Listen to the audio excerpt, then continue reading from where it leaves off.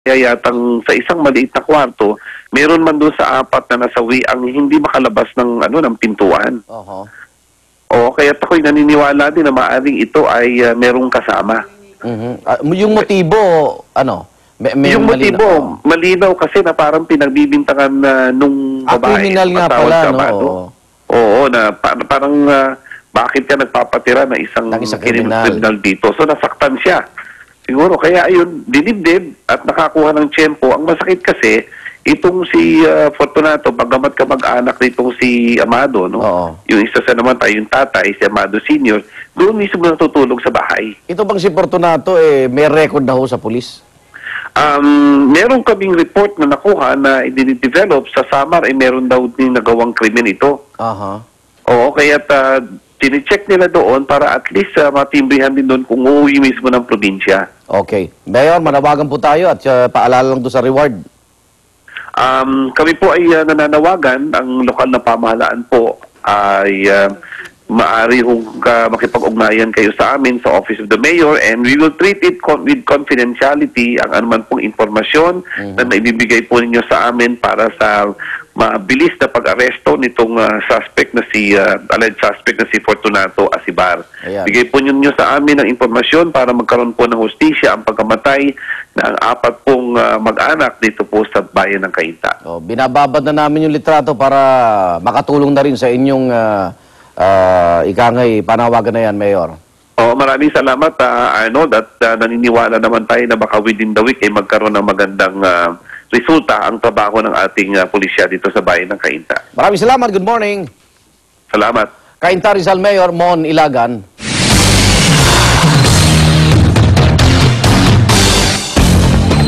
Grupong Piston posibleng maglunsad ng malawakang tigil pasada. Yan ay kung hindi raw mapipigilan ang halos linggo-linggong dagdag singil sa presyo ng diesel. Pero ang good news naman, posible raw bumabang muli ang presyo ng gasolina. Naritong report ni Bernadette Reyes. Ngayong taon, 4 na beses nang tumaas ang presyo ng diesel, katumbas na karagdagang 2 pesos at 75 centavos kada litro. At ngayong linggo, isa na namang dagdag singil sa diesel ang inaasahan, 25 centavos. Sa kabila ito ng bumuting sitwasyon sa Egypt na kinaroroonan ng Suez Canal, kung saan idinadaan ng 1.8 million na bariles ng langis araw-araw. Kung talagang magtaas, wala tayong magagawa kasi hindi naman mapigilan talaga yan pag tumaas. Ang magandang balita, inaasahang bababa naman ang gasolina ng 50 centavos kada litro. Ayon sa Energy Department, posible raw talagang saliwa ang galaw ng presyo ng gasolina at diesel. Iba ho ang demand ng diesel, iba rin ho ang demand ng langis, no, ng gasolina. Kaya ho minsan may pagkakaiba ho ng paggalaw. No. Hindi naman ho ito unusual. Kung hindi raw maaawat ang halos lingguhang dagdag presyo sa langis, itutuloy na nila ang matagal na nilang plano. Nakikipag-ugnayan na raw mga pinuno ng Grupong Piston sa may 200,000 miyembro nila sa buong kapuluan para pag-usapan ng isang malawakang kilos protesta na maaaring mauwi sa isang organisadong transport strike. Sa part ng mga driver, wala na mawawala eh. Hindi ka na rin mabubuhay doon sa taas ng krudo, better pa, ano na kami, magkilos protesta na kami. Pag nakita natin na naghahanap tayo ng solusyon at wala silang tinatawag natin ay hindi nagkaroon ng katuparan, ay mapipilitan tayo na gumawa ng mga pagkilos. Para sa unang balita, Bernadette Reyes reporting. Kaunay po ng presyo ng langis, makakasama natin live sa studio si Energy Undersecretary Jay Layog. Yusek Layog, good morning. Good morning, Igan. Good morning sa inyong mga tagapanood. Bakit biglang nag-iba yung galaw ng presyo ng gasolina tas kumpara sa diesel sa world market? Ano pong nakita niyong dahilan dito? Naiiwan eh. Medyo hindi naging sabay no, yung paggalaw. Lalo na kasi last week, no, napansin natin, yung pagbaba ng Pangulo ng Egypt, nangyari lang nung weekend. No? So hindi masyadong sumabay yung presyo ng langis. Inaasahan namin ngayong linggo no, at sa susunod pa, medyo huhupa na yung pagtaas niya. So pagganda ng political situation sa Egypt, may epekto yan? Bukod pa doon, yung presyo din ng langis sa pandaigdigang pamilyan, medyo bumababa, napapansin namin. No? Dahil ang OPEC po nagtaas na ho ng production dahil din sa apila ng mga tao. At ang China po ay nagtaas din ng interest rates. Di ba sabi niyo, Yusek, may papunta doon sa OPEC para mag-obserba o kaya umapila bilang ang Pilipinas na kaugnay nitong presyohan ng langis sa world market? Tama po yan. Sa susunod na linggo po ay tutungo po kami sa Saudi. Kasama ka? Opo. Ang napansin nga ho namin, kahit hindi pa ho kami tumutungo doon, no, ang OPEC po, nagtaas po ng produksyon ngayong Enero. Ayun, malaking tulong yun pag nagtaas sila ng produksyon. Opo. Ang problema, yung demand ng China naman, nabalitaan ko, malaki pala epekto nito sa paggalaw din ng presyo sa world market dahil grabe naman ang demand nila doon. Tama po yan, lalo na po sa diesel, kaya medyo ang expectation po natin this week, no, ang diesel po tataas na konti. No? Pero nakikiusap po kami sa mga kumpanya ng langis dito sa Pilipinas. Opo. At so far po, wala pa hong anunsyo, mukhang nakikinig naman po sila na hindi po sila magtaas. Okay, yung transport group naman, may plano ba kayong makipag-dialogue ulit? Dahil ito, yung tatlong leader, may mga bantana ng kilos protesta at tigil pasada, Yusek. Tama po yan. Tuwing Lunes po, kung makikita nyo po kanina, kami po yung magkakasama tuwing Lunes at pinag-uusapan po namin ang presyo ng langis. At mensahe sa ating mga kababayan. Opo, wala ho silang dapat ikabahala. Ang supply po ng langis sa Pilipinas ay sapat. Inaasahan po namin sana sa susunod ng mga linggo ay bababa pa ho ang presyo ng langis. Okay. Maraming salamat po. Salamat po. Energy Undersecretary Jay Layog. Samantala, second batch ng resealing at recalibration ng mga metro ng taxi sisimulan ngayong araw. Ang mga taxi na may plakang nagtatapos sa 2 at 7 ang nakaschedule sa recalibration. Mula sa Quezon City, may live report si Oscar Oida. Oscar. Yes, Rhea, mamayang alas 8 pa. Mamayang alas 8 pa yung pagsisimula ng recalibration para nga sa second batch, o particular yung mga taxi na nagtatapos yung mga plaka sa plate number 2 at 7.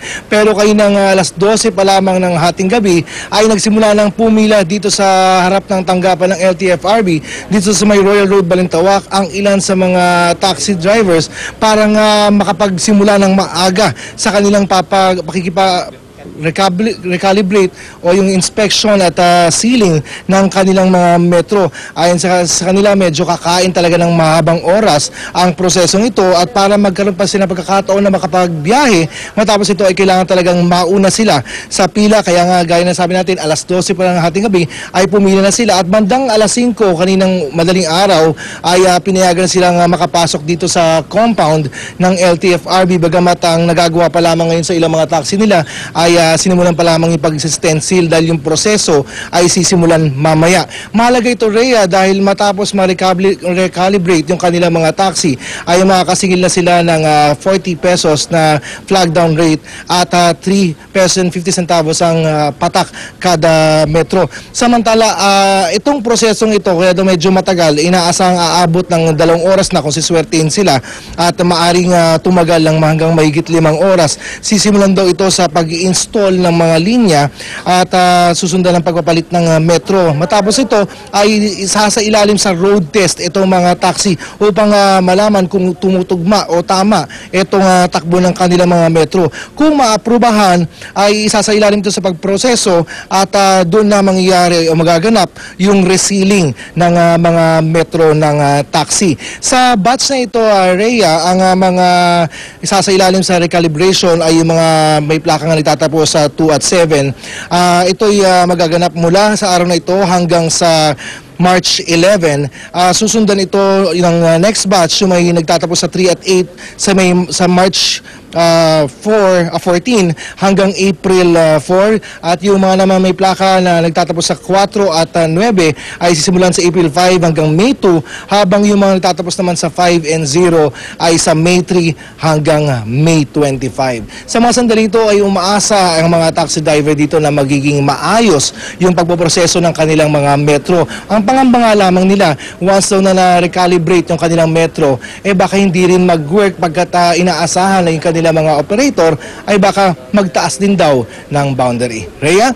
Alright, maraming salamat. Oscar Oida, nagulat live mula sa Quezon City. Ilang mahalagang artifact ninakaw sa Egyptian Museum noong kasagsagan ng kaguluhan sa Cairo. At silipin ang katakam-takam na chocolate festival sa Ukraine. Huwag pahuli, tutok lang sa unang balita.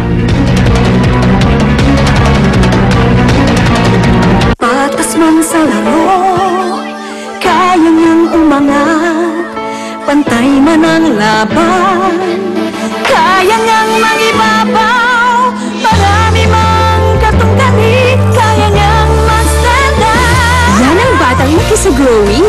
standout T3 formula na tumutulong magpatangkad, magpatibay ng katawan at magpatalino.